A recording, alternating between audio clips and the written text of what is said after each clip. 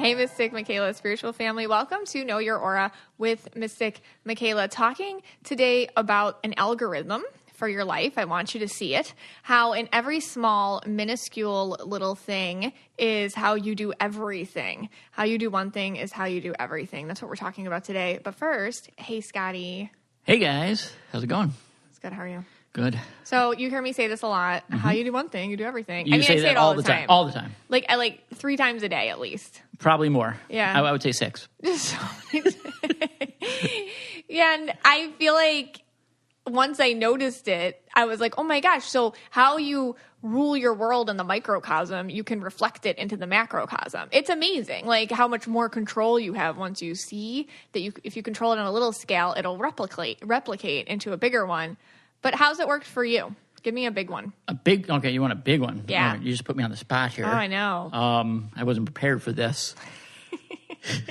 Well, let's look at the stock market. Okay. Stocks. Yes. All right. So, I mean, in order to tell my story about stocks, I think I have to start from the very beginning. I think a lot of people just fell asleep. So you have to say this is a personal story. You're not just going to talk about stocks. Right. Yes. I'm not going to talk about like PE ratios and things like that. No one's good. Yeah. But I have to go back all the way to the beginning. Right. This is about a passion story. Right. I was born in Brooklyn, New York. Whoa. No, I'm just kidding. Real to the beginning. No, okay. Let's go back to when I was in, not undergrad. I was going for my master's. Okay. Okay. So picture it. Buffalo, New York.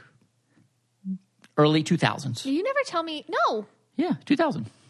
Okay. Yeah, right? No, I met you in 2000. Okay. So this was before. Well, I was trying to make myself a little bit younger, but thanks. Like, I met you in January of 2000. All right, fine. Picture. I distinctly remember worrying about Y2K when true. I met you. I was scared about that. Right. Okay, so you got me on the tail end of my first downer with stocks. Okay, go ahead. Yes. All right. So picture it. I'm in grad school. Okay. Studying, and I'm working at Domino's Pizza. People know this already. I have no idea what I want to do. So, I graduated with a history degree, undergrad. And instead of getting, I guess, what you call a real job, not that Domino's isn't a real job, I decided just to go for my master's in history. But I'm going to tell you, I was bored out of my mind. The books it wasn't even studying history, it was studying the history of history. What does that mean? Meaning, you wouldn't study, what happened during the French Revolution, the facts of what happened then. You would study what historians or other people said about the French Revolution. So, different historical interpretations of the same events? Right. So they actually expected you to know all the history, and then you were studying just, the interpretation of some, professor from Wisconsin that gave his or her, dissertation on it. Okay, so it's just more meta. Meta. Mm-hmm. And to me... first of all, I just was able to start thinking maybe a couple of years ago. I know, just recently. Yeah, it's just it's all of a sudden your brain's like, hey. Yeah, my brain turned on. How are you? This is a whole nother story of how I got through grad school. But all right, so what I found was I was really bored. I mean, and I remember it clearly. I was in this British history class. The professor had an eyebrow that went out to the wall. It was so long. One hair. And he was talking about the British Parliament, the Whigs and the Tories fighting each other. And I was just kind of, we did have internet then. And I was just kind of looking up stories about Microsoft and the stock. Mm-hmm. So what I decided to do was when I don't know if this still happens, but sometimes when you get your college money, you have money left over. Yes. So you pay your tuition, you pay your books, you pay your living expenses, and then you find yourself with a check left over. Yeah. Now, most college kids probably drink that away within the weekend or so. Or you put it back towards your loans. Yeah, right. Oh, wait, this is kind of making sense. Okay. Yeah. So and the check, and again, I remember it was about $2,500 I had left over. And, again, I could have went out, I could have put it back in and paid off the loans. But I said, hey, I'm going to buy some stock with this. So, and I had no idea what to do. So I went down to this place, and it was called Scott Trade. And obviously, patterns all the way here. But you had to go to Scott Trade. There's no app at that time. No, there's no apps, right. You can't, it's not online or anything? Not at that time. Wow. No, yeah. Oh. They were just switching over at that time. That's weird. Yeah. Okay. But, the pattern, of course, was it was called Scott Trade. If it was called Charlie Trade, I wouldn't have went. Right. This is how my brain goes. So I'm like, Scott Trade must be good.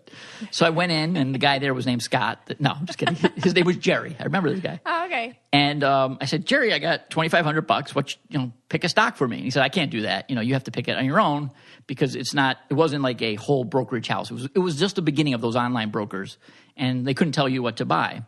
So I was sitting in his office, and I was like, Microsoft or Intel? And the red in me, at that time, I didn't know I was red at the time, but I was like trying to get him to tell me which one. So I'm like, should I trust yourself? That's what I hear. You don't trust yourself. Right. So I was like, should I buy Intel? Amazon just came on the market at that time. Yahoo, Microsoft. And he's like, I can't tell you. And I'm like, well, if you could just pretend, what would you pick? But he didn't tell me, and I decided to go with Microsoft. So I bought $2,500 worth of Microsoft. I don't remember what the price was at that time. It was probably trading at like 20 a share or something like that. And I would check it like every second. How did you check it back then? I would call. Oh my God. Yeah, you'd have to call. In the old days. You'd have to call, yeah. What, it was like a number? You'd call a number. And that how do you know your trade? There's so many different stocks. Right. So basically, you know how there's numbers on the phone? Yeah. 1, 2, you would have to type in Microsoft's ticker symbol. Oh, the code, like MN whatever. Yeah, okay. MSFT is Microsoft. So you put in there, and then they're like, Microsoft is at da-da-da-da-da. Okay. Right. And at that time, stocks were booming. There was really no rationale to it. I didn't understand it. Of course, all I saw was that everything that you buy goes up. Mm-hmm. So eventually I sold to Microsoft, made some money. Then I bought, other stocks. Anything with like a .com on it at that time would make money. Okay. So I was buying a lot of that stuff. But again, I had known nothing about how it worked. Mm-hmm. And I was doing okay. Mm-hmm. I was actually making money. I probably drove a better car then than I do now. I had a brand new Pathfinder, with all the bells and whistles, and I was working at Domino's Pizza and trading stock. But a lot of the times I would also to pick which stocks, I would do like different weird kind of things. So I actually did, believe it or not, I did consult a psychic, and they actually conjured what they called, like, one of my spirit guides was Sammy the stockbroker. This is before me. Yeah, this was before you. Sammy the stockbroker. And he said, I see a lot of bananas around you. And I'm like, okay. He's not even making this up. No, I'm not making this up. Okay, I know. This is not but it sounds like one of your funny stories, but I know this is a real one. No, he really told me, I see a lot of bananas around you, which, okay. So, and he didn't tell me what to buy. He just said, I see a lot of bananas around you. And so I bought Chiquita Banana, the stock of Chiquita Banana. Okay. And that didn't turn out well. So I think I lost my money there. Other things I would do, everyone at that time was like telling you, oh, buy this or buy that. My parents and I took advice from a neighbor. He told us to buy this company called CICI, which was like, it made like signature pens online or something like that. Never took off. And I actually used my parents' money, so I didn't lose anything there. Oh, God. And I was supposed to pay them back. I don't think I ever paid them back for that. Sorry, Mom and Dad. I think you just reminded them. They're like, oh, yeah. Yeah. But at the end of the day, I did make a lot because of the time period. But then I didn't understand that it was all going to go away. And I lost it all, too. Mm-hmm. So there was a lot of loss there as well. And I guess I didn't understand it. I was just kind of trading willy-nilly on things. So what I'm seeing, just what I'm hearing so far, because this is like before I met you, what I'm hearing so far is you gave away a lot of your control. You didn't trust yourself. Right. And you were just trying to like take a lot of risk and just see what happens. Just throw your dice in and see what it comes up. And money being energy, money is just energy. It's going to reflect how you treat it. So if you don't trust yourself, then money won't trust you. Yeah. If you kind of throw that stuff away or throw your control away, you throw all your control away with money because money is just energy. So it seems like you were just kind of taking a lot of risks and chances and you weren't listening to yourself. You were looking for like external advice, and then money was eluding you because you were, weren't bringing the energy into your own confidence. Yeah, I guess so. I mean, I just didn't know. There was actually there was one. Yeah, whatever. Yeah, no, that's right. But actually, there was that one cool one, and you were around for that one. This was still in that era. I bought this company called US Web. They went bankrupt, and you remember I slid on the ice in Buffalo, and I had to get car repairs, and the bill was $617, and I actually wound up making a profit on this company, US Web, for the same exact amount of money, $617. Wow, that's really cool. You remember that one, right? I told you that one. I do. That was at the very beginning of our relationship. We were just a few months in even. Right. But anyway, at the end of the day, I looked at it as, and it does suit me, the red in me. It's not even so much sometimes about the money. It's more about winning for me. But I had to take a break from the market for a while after that.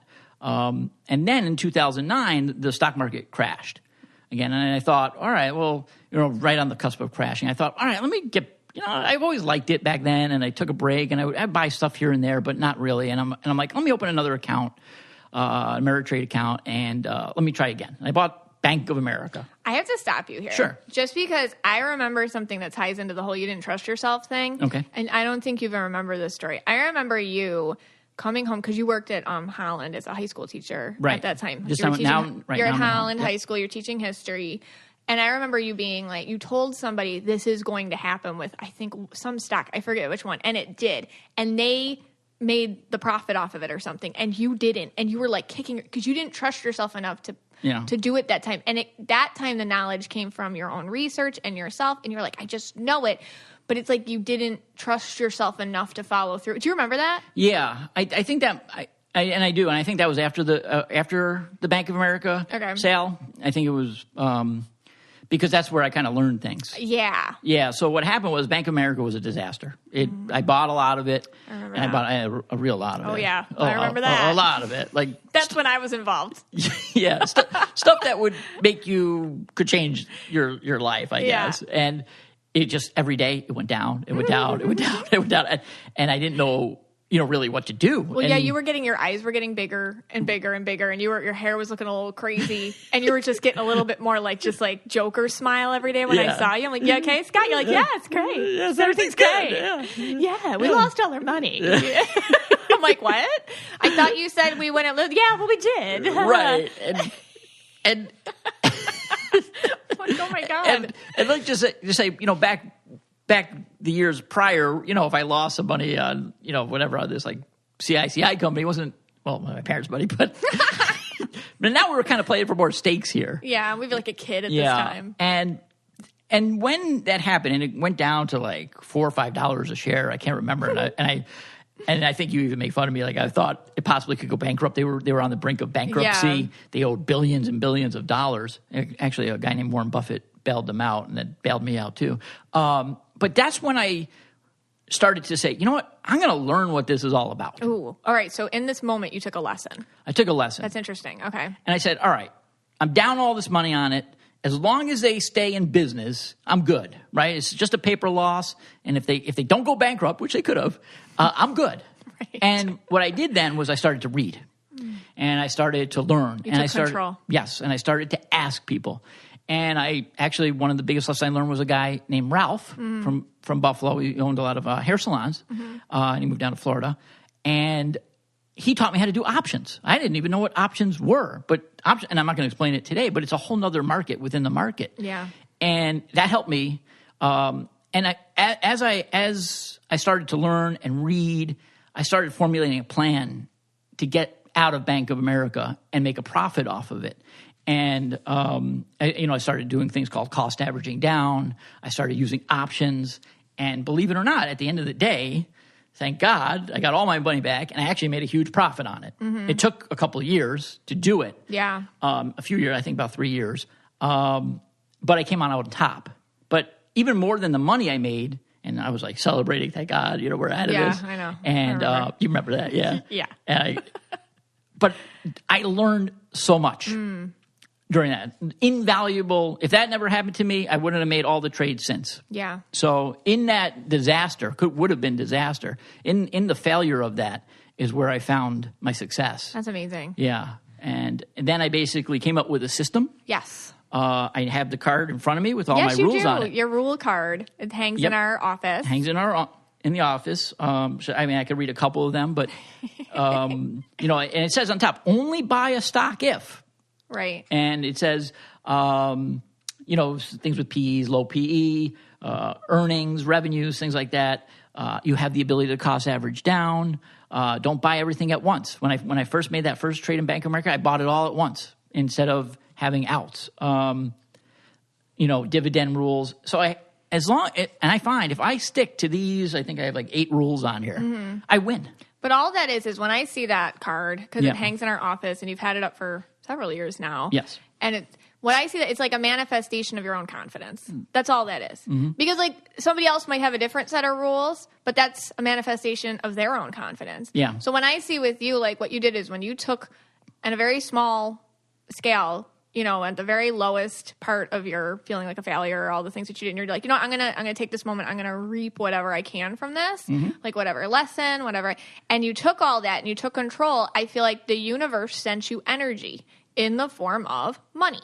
Because it became you as a way to harvest energy, to harvest confidence. And then when you have that confidence, when you take the control, when you put it back inside of you, all of us, the universe trusts you with its energy. Yeah. And that's what happened. So that card to me, when I see that, is like, that's just your little totem. You know, it's like your own manifestation of your confidence. Yeah. That's a hard one index card that I'm looking at here. That's a lot of confidence. Yeah. And actually, that's pretty cool. And actually, you know, not to say, you know, I've had lapses here and there because this has been since 2009. I've been trading these for, and believe it or not, I have not had a loss since 2009. Everyone's been a win, which isn't, you know, but there have been times. You're right now. I think about this that I lost confidence, and that's when I get myself into trouble with it. And that's what actually, you know, if you follow the podcast, you know that I was in a fight with my spirit guide Phoebe. You were. And it actually went with a stock trade. It was American Express versus Amazon. And instead of just, you know, feeling my gut, which would have probably been buy Amazon, I asked, you know, you to connect me to my spirit guide. And again, no fault on you, of course. And she gave you the message to buy American Express. Yeah. Well, I bought American Express, and 2 weeks later, they got dropped from Costco, and the stock plummeted. And I had to use all the tricks, all the tools I learned in Bank of America to get out of it to make a profit. And again, it took a few years to do it, but I had to do the same thing. But again, that's when I didn't have the confidence. And instead of just going to the card, I went to Phoebe. Yeah. And Phoebe told me to buy American Express. Yeah. Which, you know, today is a great That's a big thing. company. I don't do that in readings. I do not give financial advice. No, and at all. And because that's money. You know, Yeah. money's energy. You got to do that yourself.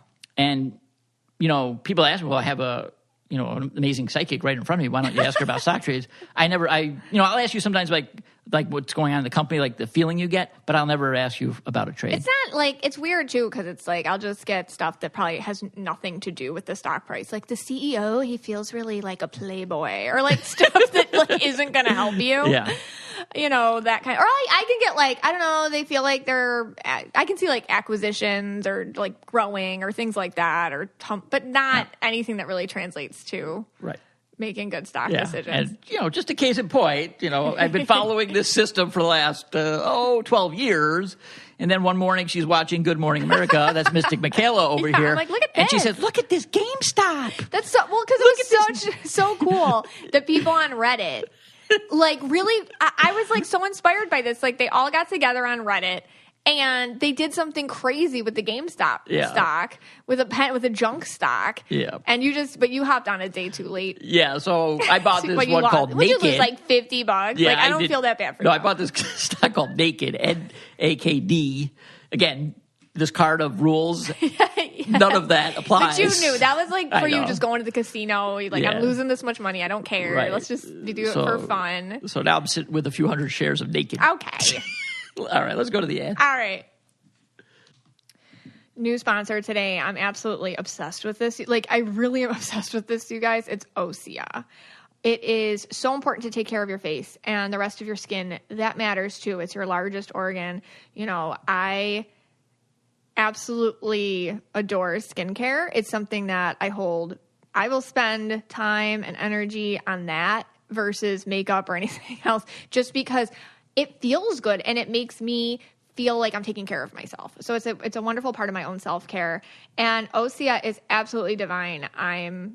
Can't believe I didn't know about this sooner, honestly. I have been incorporating the Undaria algae body oil in my routine. Let me tell you, I put it on after a bath. It's like my skin just sucks it up. It's just like, give it to me. It just like needed it. It's not greasy or sticky. Like I think when you hear body oil, you're like, ew, are you all slimy? No, it just like absorbs right in and you just feel very smooth. First of all, I mean, I don't even know where to begin. Like the packaging it makes a beautiful gift. This stuff looks extremely high end. It has such pure ingredients. It's vegan, and it doesn't have anything artificial in it, it's cruelty-free, and it's plant-derived ingredients. And I really appreciate that because I'm very sensitive to chemicals and other types of things. The Osea's Undaria LJ body oil instantly moisturizes and replenishes your dry skin. It leaves every inch silky smooth. Your skin is super soft and glowing with Undaria LJ, acai pulp, and babu so seed oil.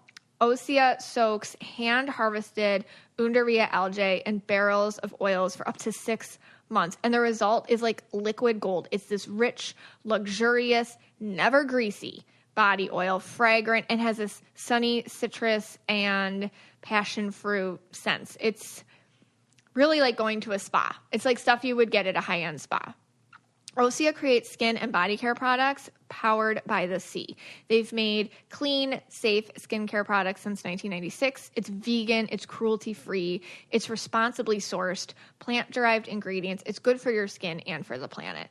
It's female-founded and family-operated by a mother and daughter team. And it's funny because me and Brianna use it together. It's something that we do together too. You can try Osea risk-free for 30 days, and you get free shipping on orders over $50. They even send free samples with every order, guys. They are like a friendly company. You should see the package. I took pictures. The package they sent me, it was just so delightfully put together. Such love and care. And you get 10% off your first order with my promo code KYA at OseaMalibu.com. That's 10% off with code KYA at OseaMalibu, spelled OseaMalibu.com. Use that code KYA, get 10% off. Tell me how much you love it. It's good stuff. Modern Fertility. I needed to know some stuff about what was going on with me. My hormones felt out of whack. I just didn't feel like myself. And Modern Fertility had me covered. Did you know with a simple finger prick, you can unlock tons of insight into your reproductive health? I'm talking egg count, menopause timing. If your hormone levels indicate conditions like thyroid disorders or PCOS or all things that are good to know, whether or not kids are in your future, Modern Fertility has you covered with that. Knowledge is power, and when you know more, you can make better decisions for your body, your health, your future. There aren't many decisions bigger than having a kid, but for many women, their fertility is a big question mark. It weighs on you heavily. It's better to have answers. I'm done having kids. I don't want to do that anymore, but I need to know what's going on with my hormone health, and Modern Fertility gave me a lot of insight into that, and it was a lot easier than spending hundreds or thousands of dollars going to a doctor to do that. It's a great first step. So that's why Modern Fertility was created. It's the easy and affordable way to test your fertility hormones at home with a simple finger prick. Mail it in with a prepaid label, and you'll get your personalized results within 10 days. Traditional testing with your doctor can cost over $1,000, but Modern Fertility only costs $159 to get the same information. Like I said, it's a great first step. And if you go to modernfertility.com/KYA, you can get $20 off your test. Also, if you have an HSA or an FSA, you can use those dollars on Modern Fertility. You'll get insight into how many eggs you have, hormone levels, and other important fertility factors. These results go deep into what every hormone means, and you can also talk one-on-one with a fertility nurse to review your results and options for next steps. If you want kids today or maybe one day in the future, or you're just like me and you just need information about what's going on with your body right now, this is the thing for you. So right now, Modern Fertility is offering our listeners $20 off the test when you go to modernfertility.com/KYA. That means your test will cost $139 instead of the hundreds or thousands it could cost at a doctor's office. So get $20 off your fertility test when you go to modernfertility.com/KYA. That's modernfertility.com/KYA. Such a valuable sponsor. I really appreciate this one for you guys. So thank you for doing those ads, Mr. Michaela, because I was able to make a stock trade. That's great. Yeah, I bought some shares of Pfizer. Great. And that fits all 8 of my rules. Oh, right. But, wonderful. Again, don't run out and buy that, people. Okay. So, speaking of patterns, I figured, we've been kind of stuck in a pattern. We have. we keep watching the same things on TV. It's true. And we don't agree on new things. Right. I've been watching Port Protection. Yeah. The show in Alaska, where they all live in that little small town and it always rains. And you've been watching Vampire Diaries for the 100th time. I just like to keep an Outlander just on repeat. I can't stop it. There's something wrong with me. Yes. You're upset that you just finished The Americans. I just finished. It's so sad. And you've watched it like 4 times. I know. Yeah. Okay. It's true. It's where I'm at. That's where we're at. Okay. So, every night, when the kids finally go to bed at midnight and we have like 14 minutes to ourselves, we try to find a show. We want to watch something together. Yeah. So, and I'm really sick of Port Protection. Me too. So I want to try to break out of the pattern. And I wasn't sure how to do it, but I found this quiz that if you take it, you take this quiz, it will find a new show for you to watch. Oh, that's exactly what we need. Yeah. And believe it or not, it was right there, right online. I found it right away. And I want you to take it with me. So, you can answer, I can answer. I'm going to write down your answers. Okay. And then at the end, I'll tell you what show it would be. All right, let's do it. All right. Here we go. And of course, you at home could play too. All right. Your friends would describe you as... Okay. A, creative, amazing, someone they like to be around. B, a crazy cat lady. C, someone who is way too into crystals. Is this a real quiz? Yeah, this is a real quiz. Yeah, okay. yeah. And D, someone who has had way too many past lives. I'm going to go with B. So you're going with creative, amazing, someone that No, they like the to be creative around? cat lady. Oh, creative cat lady. Or yeah. crazy cat lady. I can't read my handwriting. Okay, so you're a crazy cat lady. How would you describe yourself? I'm going to go with someone who has many past lives. As you know, Robert Redford for me. Yeah. Your mom was Anne Frank in a past life. Right. She was also Lady Godiva. Right. And Patsy Cline. Yeah. Okay, so I'm going to go with that one. Okay. All right. Number 2. It's the weekend. What are you up to? Okay. Again, this is I did not doctor this in any way. I know. All right. A, you're traveling on a canoe with kids in a tragic fashion.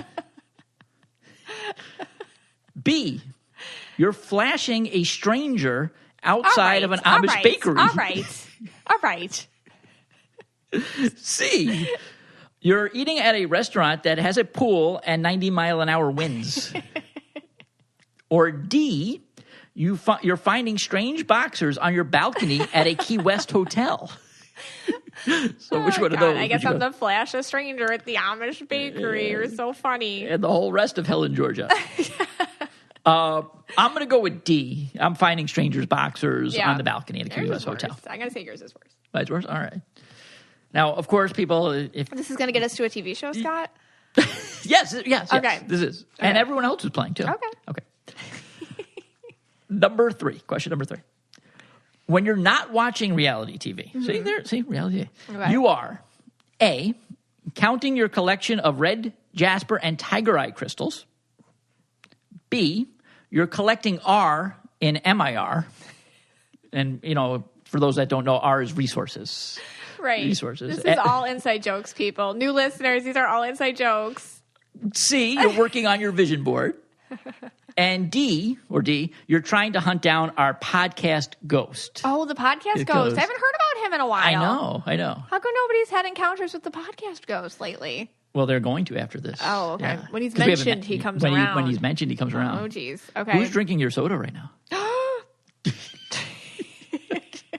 All right. So the red jasper, tiger eye, you're collecting some R resources, dog urine, something like that. Right. You're working on your vision board. This all makes sense, you guys, if you've listened to all the episodes. All right. Which one do you go I don't with? want people to be all like, what? I guess I'm, I don't know, counting my crystals. You're the red jasper? And the tiger? Okay. Yeah. I thought maybe working on your vision board for you, but okay. I am collecting the MIR. There's a new dog on the block, and I've been getting his urine. Yeah, that's good. Throw it in their faces. Throw it in their faces. Yeah. The aliens. Yes, Go that back. keeps the aliens away. We have to remember what episode I think number it's that the was. Starseeds episode. Yeah. Yeah. I think it's like episode 11. Yeah. No, I don't know. It's the one that labeled Starseeds. Okay. Yeah. If you have to go back to some of the episodes for these, but it was also online. I don't know why. All right. Number 4. So weird. It's karaoke time. What are you singing? Okay. A, I Just Threw a Purple Bomb Again by Amanda.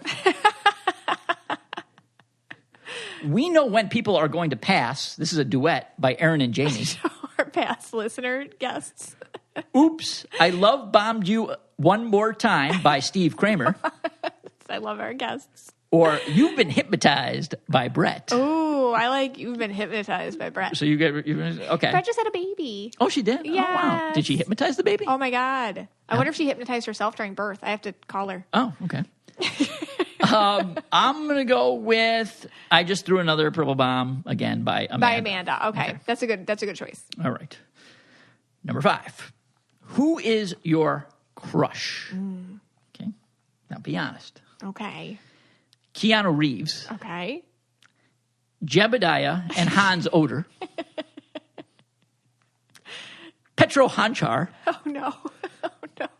or Your D. Is that your Tinder name? That's my Tinder name. Petro Hanchar? That's my Tinder name. Okay. Or D. Carrot Top, who was mentioned in 3 of the first 4 episodes. Oh, yeah. You mentioned him a lot. You were weird about him in the beginning. He was like my go-to joke. I didn't know what to say in the beginning, like a few episodes at the beginning, so I kept calling on Carrot Top. I thought it'd be funny. No, you just said Petro Hanchar. No, I have Petro Hanchar. Your alter ego. Yeah. I've evolved. What was the first one? Keanu Reeves. Okay. Well, you're my crush, Scott. So Petro Hanchar? Yes, Petro Hanchar is my crush. Okay. And I am going to go with Petro Hanchar too. All right. Number 6. Okay. There's only 3 more. Okay. Oh, okay. So, if you want to fast forward to. You just keep pressing. There's a little button that says 30. Just go at it. If you want to get to Mystic Michaela's speech, I don't blame you. All right. Number 6. This is about the recent couple from The Bachelor.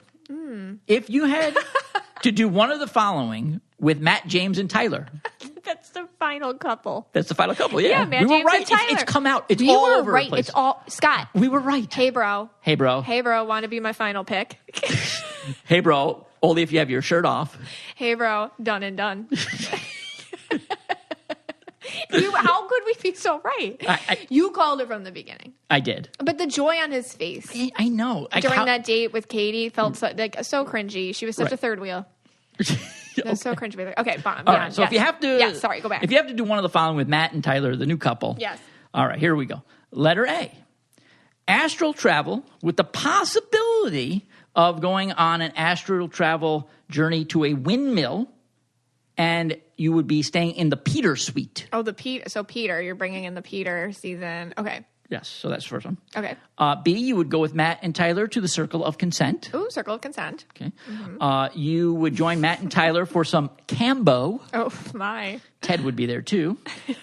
Or D: you can take Matt and Tyler and join the Galactic Confederation. Oh, I'm going. I guess the Peter suite. Ooh. Yeah. Okay. No. All right. I think Katie wanted to do that, but She was accepting of that. she was. She was very disappointed that she wouldn't be able to hang out with Matt and Tyler. She's like, I visualized us hanging out together. Yeah. I'm gonna go with the Cambo again. Okay. Because then we're definitely gonna be taking our shirts off. We're gonna be doing like rock climbing, naked, things like that. Yeah. You hang out with those two, you get like a 12-pack like immediately. Oh yeah, yeah. It's all day. And then you get to have like 7 guys with their shirts off, like pile on each other, and you get to be at like the That's bottom. their Instagram account. You just described their Instagram account. Yes. Okay. All right. 2 Good to go. for them. Good for them. Though. I'm happy for those. We love them. All right. Number 7. What a waste of time that whole season. Okay. Some people say that Scott, me, has become an international sex symbol and mega Instagram influencer. Some people have been saying this. Some people have that. Yeah, some people. How do you respond? Okay, so we want to know your response. Okay. Okay. A. Can't believe you found this on the internet. This was there. I know, I didn't doctor any of this. A. It's true. Him and Phoebe made up, and she's making up how badly she used to treat him. Making up for how badly She used to treat him, yeah. Okay. It's true. Him and Phoebe made up, and it's making up for how badly she used to treat him. Okay. Okay, so choice A. It's true. Okay. It's true. There's no other choices. Oh, that's Okay. it? Yeah. Oh, okay. Okay. So it's true. It's true. It's true. Okay. I'm happy I'll get for that you. one too. Yeah. Yeah. All right, last one. Okay. Which of the following statements, so it could be more than one, statements, are true? Okay. A. Scott has won the last 2 years of the Christmas gift exchange. B. The Ann Stevens and Riddle House are haunted. They are. Okay. It's true. So first 2 are true. Yeah. C. Our possessed, or we used to have a possessed cat, Frisbee. Oh, Frisbee. Did plot our deaths. That's true. According to you. I mean, I didn't hear it, but you sure did. That's true. I don't know what episode that was. And D, Jebediah and I had a fantastic time astral traveling last night. All of the above, I suppose. Yeah, it's true. Oh, thank you. So what show was our show? Okay, so here we go. All right, let me put it into the computer. Okay, computer sounds. Okay, I don't know why we went back to AOL dial-up. Okay. All right, here we go. You want yours first, or I'll do mine first? Okay. All right, here we go. I'm very excited about this. All right, my results are: you are beyond OCD and perseverative. Keep watching Port Protection. Oh, no. So sick of Port Protection. That's what it told me. Yours said you should watch reruns of The Twilight Zone with Scott. Oh, I don't like that one. Oh, I do. All right. All right, maybe this is not. Thanks, Scott. Yeah, all right. So educational. All right, we got a couple more ads. Yeah, and then we'll go right into it. You got it. Talking about Dipsy. Just because you're a grown-up doesn't mean you've outgrown bedtime stories, whether you want a story to turn you on or wind you down for better sleep. Dipsy helps you get in touch with yourself for some extra sweet dreams. Yes, it does. Oh, my God. I'm joined by Dipsy voice model Scott. Hey. Hey, guys. As you know, I was hired by Dipsy to turn you off when you get turned on. Because Dipsy does such a good job, like turning you on and getting you in the mood, ready to connect with yourself or a partner. Scott's stories are really important to turn you off in case you have to go out again. Right. And my most recent one that I just did yesterday is called The Overdue Library Book. Oh, my. That sounds like it would turn anybody off.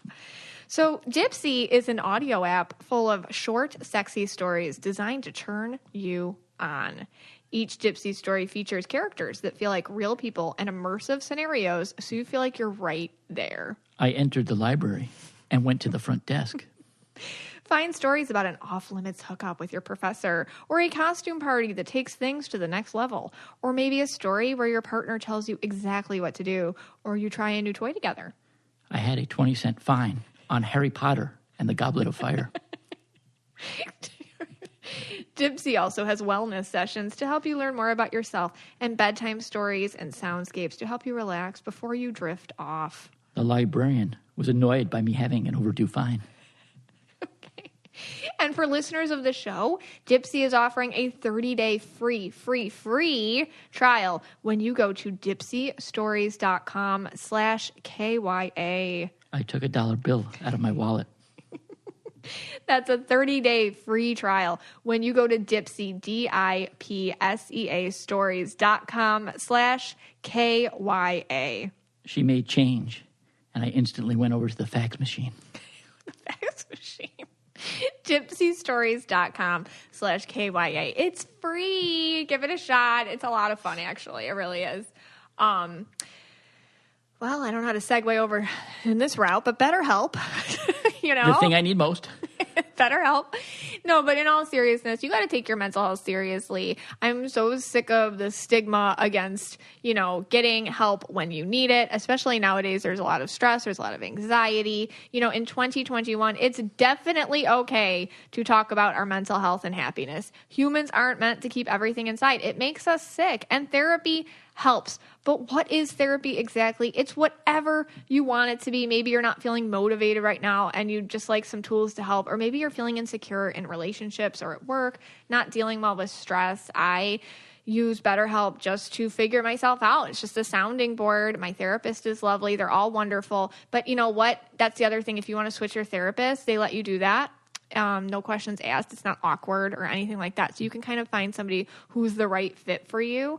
BetterHelp is customized online therapy that offers video, phone, and even live chat sessions with your therapist. So you don't have to see anyone on camera if you don't want to. It's much more affordable than in-person therapy, which I love. And I think that's so wonderful. They make that available to people. And you can start communicating with your therapist in under 48 hours. They're extremely responsive. Join the millions of people who are seeing what therapy is really about. See if it's for you, because you are your greatest asset. This podcast is sponsored by BetterHelp, and Know Your Aura listeners get 10% off their first month at BetterHelp.com/KYA. That's BetterHelp, HELP.com/KYA. See how it helps you be a better version of yourself. It really can help you out with that. But let's get into how you do one thing, you do everything. I wanted to share a spiritual download I had with you. I had this a very long time ago, and it completely changed my life. And my hope is that you can hear it and apply it to yours as well, and it can do the same for you. So what it was is the realization that how you do one thing, you do everything. And if you live with me, you'll hear me say this all the time. How you do one thing, you do everything. It's just, once you see it in people and in yourself, it gives you incredible insight, incredible power, and just incredible peace too, for the way things are is how they are when you're dealing with other people, for example. And then if you know it about yourself, you can have some sort of control over it. I was in a sociology class my freshman year of college, and the professor, it was like a sociology 101 class, and the professor, he was like your stereotypical, like, I don't know, maybe he thought it was a movie we were in or something, instead of just like Buffalo State College, and like a lot of commuters went there and stuff. Maybe he thought it was something different. It was a cool class, but he definitely had some sort of vibe about himself that was a little more dramatic than perhaps where we were in the world. But anyways, the professor said he could read anyone's life by just like looking at their wallet. He's like, I will tell you things about you nobody knows if I look at your wallet. And to prove it, he asked for a volunteer. And this like very arrogant, like cocky jock guy jokingly was like, yeah, okay, take mine. Whatever. And no joke, like 15 minutes later, the guy was crying silently as the professor had laid out every single thing on the table before us and just kind of whispered to him some stuff. And I don't know what he said. You know what I mean? And I knew he wasn't psychic or anything. But it was really amazing. It was kind of like a party trick this guy had, the things he knew. And he was just seeing that how we do one thing, we do everything. How you set up your wallet tells somebody everything that they could possibly want to know about you as a person. Why is that? How is that? How every minuscule action we take, no matter how innocuous it may seem, is related to a bigger picture, is representative of some greater version of us and our confidences or our insecurities, our agreements, our beliefs, our patterns.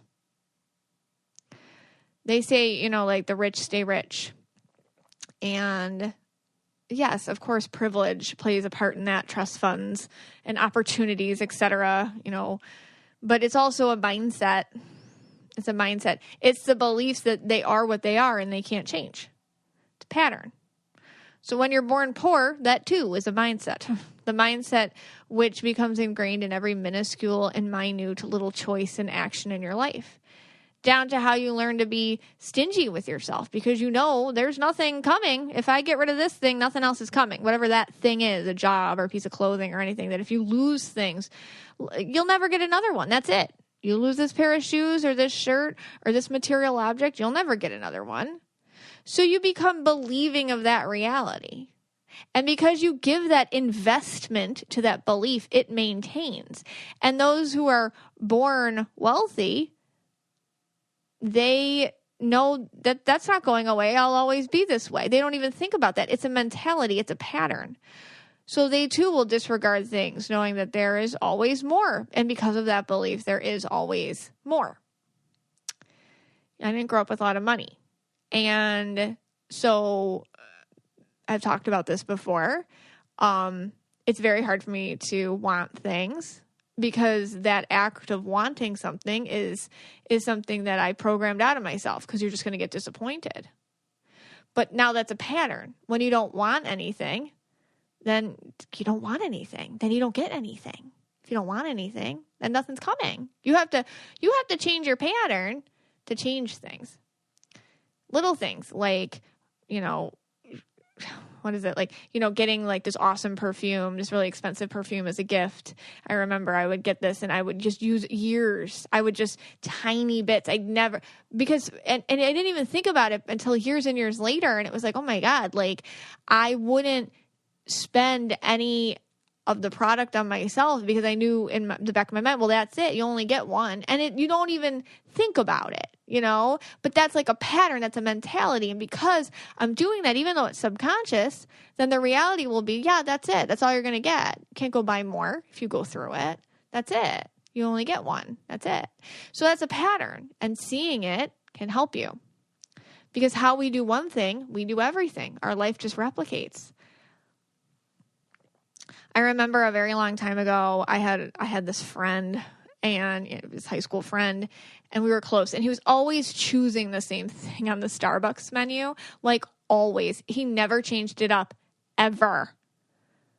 And he was with the same girl, okay? He was with the same girl forever, and she was just awful, okay? And like, she was just bad, and whatever, in his high school, but still, it was bad. And he never thought to change it up ever with her. And one day, we're staring at the Starbucks menu, and he orders his usual. And I say to him, like, hey, why don't you try something new? Like, why don't you take a chance here today? This is like 17-year-old purple Megan, kind of being like, hey, I'm seeing a metaphor here. And he must have known my tone, because he looked at me and said, because I like what I like and I don't like change. And to, piss him off, I got like the weirdest thing on the menu and sat there and drank it. I hated it the whole time. And that's just him. And he's single now, and he lives in the same spot, and he has the same job, and he has the exact same existence as where I left him. And I'm sure that he's getting the same freaking thing on the Starbucks menu. And I know it sounds kind of ridiculous, like a bit of a stretch, but sometimes in our lives, that awkward feeling, like if you order something different on the Starbucks menu, is very similar to if you speak up for yourself at work. Or you decide to spend, money on yourself, and buy that pair of shoes you've been looking at as an investment in yourself. Or you decide to pick up the phone and ask somebody on a date that otherwise you wouldn't. Things like that, kind of gets you out of your comfort zone. If you talk to sociologists or anthropologists or archaeologists, this is what they do for a living. Like, they'll study the minute, most innocuous trifles from the past in order to see what people did and who they were. They make complete theories and assumptions and write papers on it, of whole cultures because of a jug they found, in the corner of a dig site. They can figure stuff out, a carving on it or who it was buried next to or fragments around it. They showed us who they were. And, that's what these scientists, these archaeologists and anthropologists, that's what they do. And we too show one another who we are in our minute details. And like a prayer, like a mantra, like a spell, they keep us the same. Ordering the same thing on the Starbucks menu, always getting the same color car, always who knows what, anything you can think about, any tiny thing you can think about. I learned that how we do one thing, we do everything, and that helped me a lot in life. It helps me in readings all the time. I'll see somebody's aura, and it's always a mirror of their life situation. How their aura looks is how their life looks. It's the same. It's a mirror image, bursts of color, cracks of energy, fuzzy, foggy pools of energy. They all show me the life situations. But what I learned most recently, which completely changed my own life again, was this. So this is the second thing that kind of leads into it. That was what we invest in, we create more of. And this may sound simple, but when you think about it, you can see that in many ways you are constantly investing what you don't want in your life instead of what you do want. Just like me and that perfume I wouldn't use. It's like a mantra, a spell. It's like I'm not using it because I just inherently believe there won't be more for me. And it's not even I'm sitting there pitying myself or sad or anything. That's just my belief pattern. Because I grew up a certain way. It's my programming, and I'm slave to it. We all are until you notice it. I had a client, and she's one of my first clients, and I saw for her that struggle and money were linked, always linked, Because, growing up without money will do that to you. You'll associate getting things that you need or that you want. They come with hassle, with struggle, with hustle, with disappointment. And if you do get something, it comes with fear that it's going to be taken away or you'll never get it again. And when I do readings, it's spirit working through me. So sometimes these messages that other people get, they affect me too, if I can resonate them in my own life. This happens very often, honestly, during readings. I'll be I'll just be straight channeling. So that just means I talk and things come out, just da-da-da-da-da-da-da-da. And then there I have this other voice in my head, like, hey, Meg, that's for you too. And I'll be like, ooh, okay. So it's just an interesting little thing that happens to me when I do readings. But anyways, so this related to me is my point. So she was dealing with real estate clients in this terrible realty firm with this horrible person running it. And I mean, the client, like, he was bad. The clients were all bad. They were tough and stingy and rude. And she was working her tail off for this place. And people didn't care. They didn't care. They couldn't care less about her. She was working herself to the bone in a thankless job where someone dismissed her completely, and she hated it. And she was the hardest worker there too. And she wasn't a complainer, but she just hated it. And Spirit said, hey, what you invest in is what you create more of. And she was investing in struggle. She was investing in people being ungrateful to her. She was investing in a situation that wasn't good to her. And that way, it was struggle. Getting money was struggle for her. And the reason that she did this, that she invested in this situation, was that she was raised that way. And that was the programming. And she was used to it. And she didn't know any other way. And she was kind of good at living like that, even though it wasn't a good living. She was good at living like that, even though it wasn't a good living.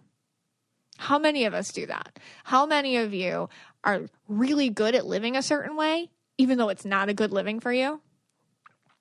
Well, anyway, so that's what she was doing. And then understanding for her that money and struggle are things that she put together because of her background, that they're not actually related at all. They really aren't. That dealing with people who make it that way, just more of that energy was for something that she had to stop, that she had to change completely. Now she works for a different group, her own group with a partner, an equal partner, and she understands that, you can let a client go who makes you struggle. And when you do that, you tell the universe that you trust the universe to send you more of what you want. When you do that, when you invest in yourself, when you invest in the way you want things to happen, you reap a different result. So the first thing is you have to know that how you do one thing, you do everything. You have to see what that is. You have to know how to change it. And then you start investing in things that you do want and start creating patterns that call to you, that elicit different responses from the universe. So closing the door on a nasty, annoying client will open 10 more to people that are exactly what you need them to be. It's kind of like money. We always understand money better than energy, even though money is energy. Just like with money, you can't put your money into a bad investment. It's too much risk and it's not any reward. And with your own time and energy, it's the same thing. And if you think of your time and energy as an investment, actually the most precious investment, I would argue, since you can't make more of it, you will reap a reward. Here's the thing, like your soul, like you came here with a purpose. You have a soul contract. You got things to do. And you are not here to waste time. That's actually a bad investment on yourself. And the universe and spirit or whatever you want to talk about it or call it or whatever, they don't want you here wasting time. They do not look favorably on you wasting time. And I will tell you, when I do readings with spirit guides, they do not care about other people's feelings. And I don't mean that they're nasty. I just mean that if somebody gets insulted because you're done putting up with their stuff because they're time wasters and you say goodbye, your spirit guides applaud you for that. They do not want you sitting there wasting your time on people that take you away from your soul contract. You are here to do important work, not busy work. You are here to get stuff done, not to distract yourself. It is going to feel selfish because of your ego, because remember, your ego doesn't like you to change. That is the human part of you that just wants to eat and live in caves and make babies and just do nothing except those things and be scared all the time. That's your ego. So yeah, your soul and your ego, they clash, but it's going to feel selfish when you cut off places and peoples and opportunities which waste your time and energy and reiterate to you that you aren't worth anything. But if you flip that, your life will change. And it changed my life completely. It really did. So, if we know now that how we do one thing, we do everything, and it becomes a mantra, a prayer, a pattern, an investment into our reality, how do we change it? How do we create new patterns, new investments into the reality we want instead of the one we are most comfortably programmed into? That's the work. It's not easy. It's what this whole podcast is basically dedicated to, paying attention to your motivations and your subsequent actions. And spending time in that subconscious undertow, which is moving it all around unbeknownst to you, the autopilot version of you that needs to be stepped into and be like, hey, wait a second here. What's going on? That's what this is. That's what spiritual journeys are. So what is in a pattern? Okay. So what's a pattern? What is the whole, how you do one thing, you do everything thing? It's a subconscious framework. And it lives within a ton of programming. It's your beliefs and values that hold you to it. And, sometimes you have good patterns and sometimes you don't. Like with me, I could be having the worst day ever. If I go into the grocery store, I'm smiling at people and saying hi. It's just like a weird default mode for me. And I'm sure it's a lot of you guys too. And that's fine. You can keep that pattern, like just being polite and a normal person and energetically responsible out in society. Like, that's good. You don't want to go in and just like bleed that energy all over people that don't deserve it. Okay, fine. But then smiling no matter what, when a friend teases you about something which upsets you, that's not an okay pattern to keep. That's you giving your energy, time, and being to a situation which you don't like, and it takes you down. It's not mutually respectful. That's not the same as being polite to someone who is to you. And that's necessary to stop yourself in it and break the pattern and do something different. I mean, there's millions of examples in your life of this. And it's just going to be kind of like taking that, how I do one thing, I do everything, and what do I invest in, and just applying it to every single thing that you do. It's like a new filter you're going to wear.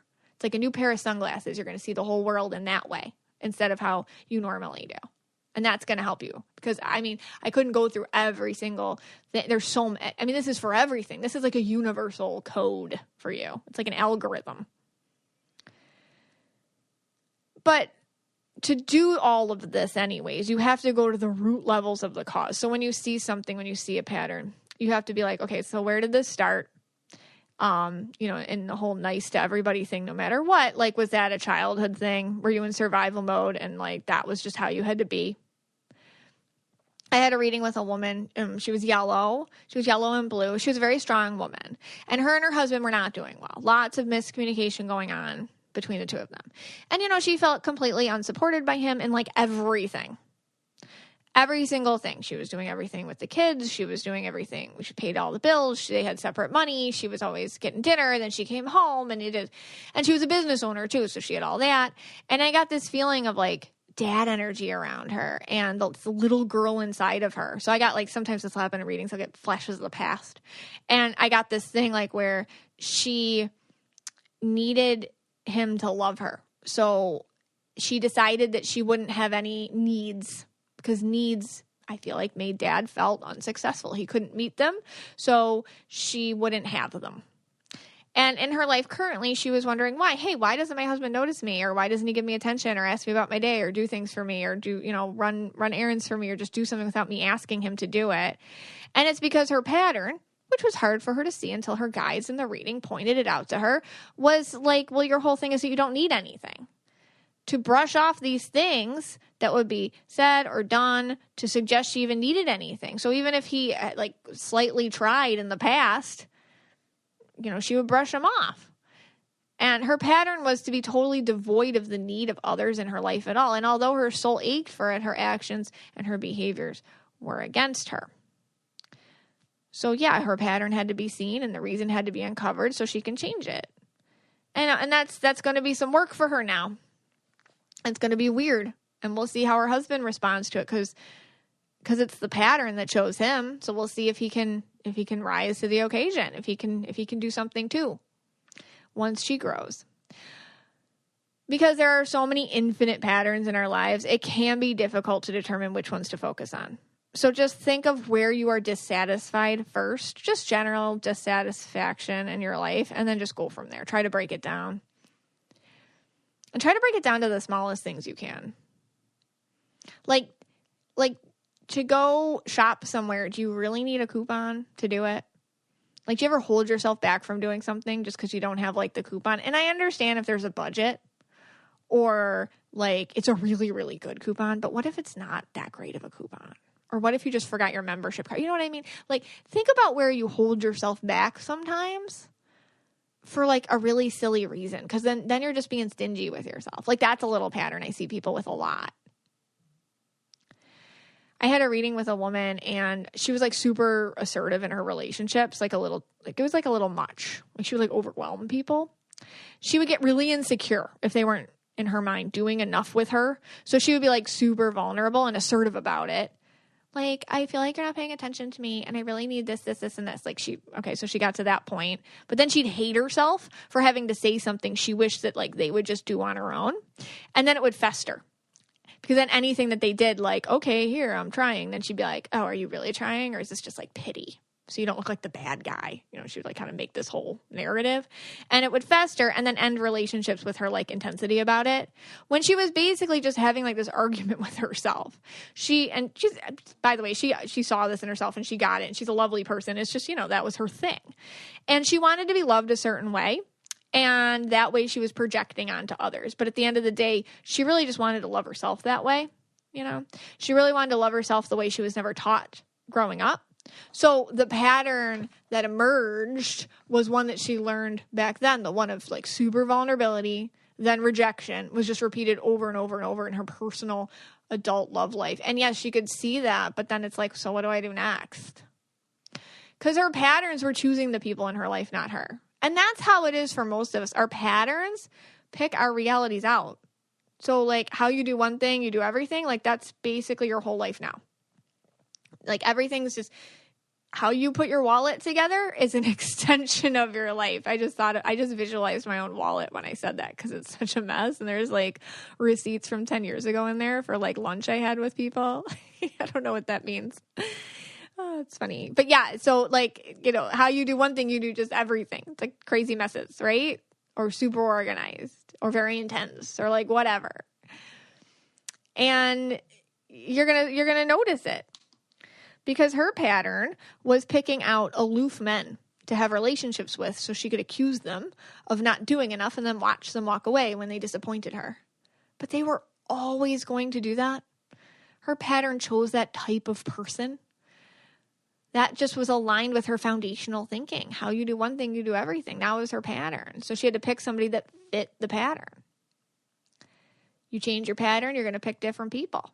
That's going to be weird for a while. Here are some ways to break your own pattern once you see it. So, and this is a little, it works though, but I'll just say it. Firstly, like, you're going to visualize it. Okay, I do this thing and then just drop it. Like, visualize it in your hand and then visualize you just throwing it away or just dropping it even. No effort. I know it sounds simple, but it's something you have to do repetitively.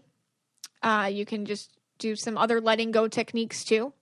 Other than that visualization meditation, you can also write about it. You can burn it, bury it, or just visualize yourself walking away from it. It's not part of you. It's a learned behavior. It's not part of you.